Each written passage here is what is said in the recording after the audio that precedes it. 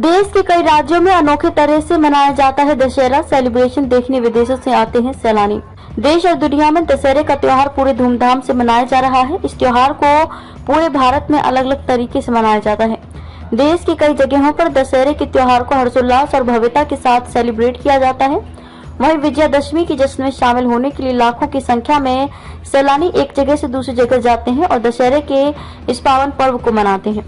देश की कई जगहों पर दशहरे को अलग अलग नामों से भी जाना जाता है, जिसमें विजयदशमी, दशहरा, दसईं आदि नाम शामिल हैं।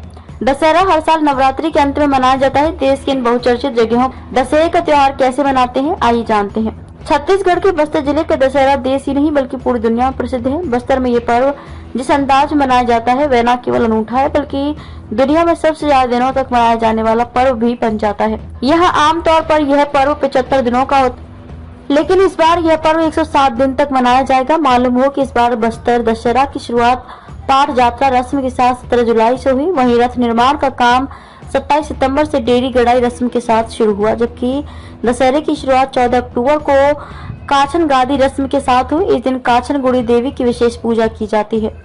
कोलकाता। पश्चिम बंगाल में दशहरे का त्योहार पूरे धूमधाम से मनाया जाता है। यहाँ दुर्गा पूजा का एक अलग ही महत्व है।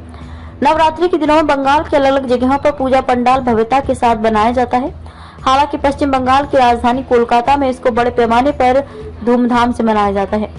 यहाँ पर पंडालों को अलग अलग थीम पर बनाया जाता है और माँ दुर्गा की पूजा अर्चना की जाती है। यहाँ पर पंडालों को देखने के लिए श्रद्धालु देश ही नहीं विदेशों से भी आते हैं।